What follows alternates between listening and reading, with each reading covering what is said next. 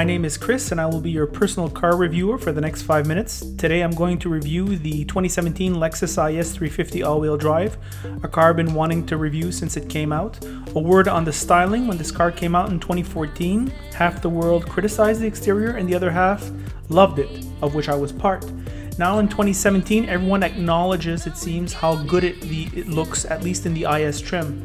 Sharp lines, athletic stance, it is a looker in the category, no question. At $57,000 all equipped, it competes with the 4-cylinder turbos from Audi and BMW, all equipped also.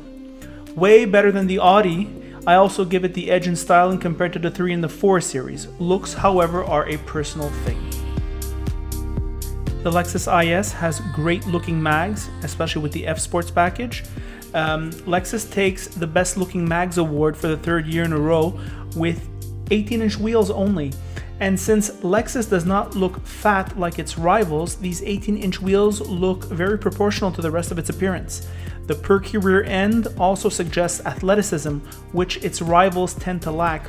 Only the 4 Series rear wheel well bulge comes close. Trunk room is limited, and the 60/40 seats do not fold flat, no ski pass either. Access is laborious for the back seats. Those under 6 feet will not do well in back. The leather is of good quality and there is no rear power supply for mobile devices. Door design is average with no cubby space. In the front, the same story with the door, medium quality. The seats put me off.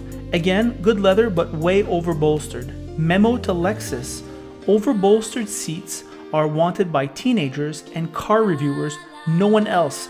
They will give you no street cred and keep potential buyers away only, yours truly included. The interior materials are of average quality again. A buzzing sound was noted after some hard maneuvers. This tells me that Lexus put their money in reliability, not finish. The infotainment interface is done with this mouse and is so distracting to use. Using one's cell phone would be safer. Those major gripes aside, the driver-centered feel is second to none. The steering wheel, instrument cluster, low driving position make you feel like you are in a cockpit. Haptic quality is average. Road and wind noise are reasonably subdued.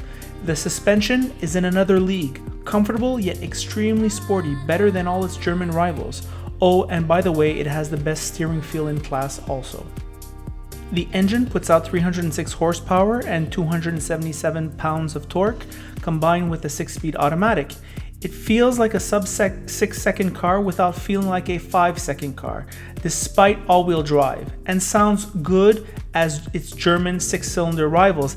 Dare I say it has even more growl. Fuel economy sucks at 12.6 in the city and 9.2 on the highway with premium fuel. Let's see what it's like on the road.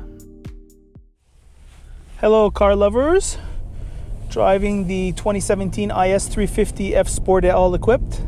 This one here is $57,000 Canadian, which puts it squarely against the BMW 330 or 430 if you prefer. So what about this car? How is it? This V6, an old engine, makes about 305-ish horsepower and 270-ish pounds of torque. It consumes a lot of gas, much more than that BMW. This one here comes 4-wheel drive that I have right here. I'm going to talk a little bit about the driving dynamics. When I had driven this car in 2014, I was taken aback by the driving dynamics. I thought it was so good. I can here to report that, and I want to note that Ross and I have not driven the Caddy yet, but if we remove the Caddy, this is definitely the best handling of the sports sedans. It's the size of a sports sedan. It has the stance of a sports sedan. I would say that BMW looks like a European car. Those 3 and 4 series, they're European cars that were made for the American and Middle East market, whereas this is a Japanese car that looks like it's made for the European market. I mean, with its athletic stance. What about the power? Well, let's listen to it. Really quick shifts, great sound, loud sound. You want in a sports sedan to have a nice, loud, throaty sound on the kickdown. Sufficient power, probably edges the 4-cylinder turbos of its competitors. Where does it, so the looks incredible, handling incredible, Engine power sufficient for the price they charge. So far it sounds perfect, right? Well, what's wrong with this car? Well, there's a few things that are wrong. It's not perfect. The interior is where this car is weak. Once again, there's like not quite enough room, I think, for people who are over 6 feet. It is a little bit cramped here. I'm not sure if it's because the bolsters of the lower part of the seats are creating this. Also, the bolsters here are not that comfortable. They went overboard a little bit. It feels a little bit too much like my 2013 FRS that I owned. Apart from that, what else is wrong? This infotainment interface, this little mouse pad here, oh my God, it's a disaster, a total disaster. If you want to get into an accident, use your infotainment a lot while you're driving, because there's no way you can concentrate on what's happening in front of you and work on this hypersensitive. Look, I'm going to try to do it. Take a look at my eyes. All right, I'm trying not to. I have to keep it straight, Chris. Keep it straight. This is what I'm talking about. It's laughable. However, the screen here, very nice, good resolution, everything's fine there. Visibility is okay-ish. This is what I'm expecting from a sports sedan. Not so okay there, pretty good there. It's not the end of the world.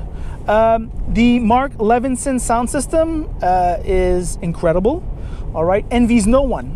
All right, so tick that option. Just take it all equipped. It doesn't matter. They're gonna charge you a fortune for it. It does not matter. It plays really good. What else about this car? Well, you get the incredible reliability, right? So if ever you plan on buying this car or taking the buyback when you finish leasing, obviously, I think it's better looking, it handles better, and it drives better than anything from Germany. And I think on the inside, they are worse than all those competitors. And they're overdoing a little bit on the seats especially. And also here, this dash here, this center console, boy, I'm telling you, you're rubbing this all the time. They put soft padded material, but it doesn't matter. And also the bump here for your ankle, it's kind of redonkulous, this bump. It's been there forever on the all-wheel drive models. I think, I'm not sure about the rear-wheel drive ones, but at least I've tried 2 all-wheel drive models, and there's this huge transmission bump here. It's actually ridiculous. And yeah, that's the review.